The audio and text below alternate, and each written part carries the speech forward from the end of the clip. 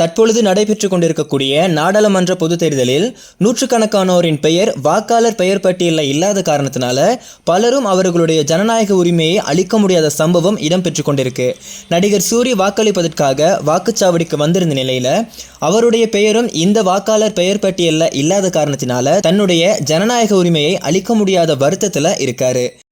என் ஜனநாயக உரிமையை செலுத்துறதுக்காக வந்தேன். கடந்த எல்லா எலெக்ஷனுக்குமே என்னோட உரிமையை நான் கரெக்டாக செலுத்திக்கிட்டு இருக்கேன். ஆனால் இந்த தடவை இந்த பூத்தில் என்னோட பேர் விடுபட்டு போச்சு அப்படின்றாங்க. என்னோட மனைவியார் பேர் அவங்க ஓட்டு இருக்குது, என்னோட ஓட்டு இல்லை, என் பேர் விடுபட்டு போச்சு அப்படின்றாங்க. இருந்தாலும் 100% ஜனநாயக உரிமையை ஆற்றுறதுக்காக வந்தேன். அது நடக்கலை அப்படின்றப்ப மனவேதனையாக இருக்குது. ஆற்ற முடியலன்னு நினைக்கிறப்ப ரொம்ப மனசு கஷ்டமாக இருக்குது. இது எங்கே யாரோட தவறு எப்படி தவறு நடந்ததுன்னு தெரியல. இருந்தாலும் ஓட்டு போட்டுக்கிட்ட ஓட்டு போடணும்னு சொல்கிறத விட ஓட்டு போட முடியலன்ற வேதனையோடு நான் சொல்கிறேன்.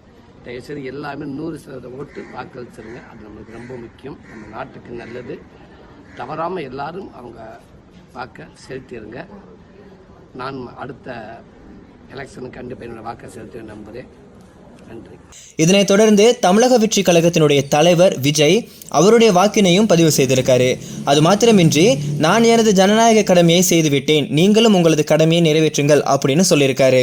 அது மாத்திரமல்லாது திரை நட்சத்திரங்கள் பலரும் அவர்களுடைய வாக்கினை பதிவு செய்து கொண்டிருக்காங்க.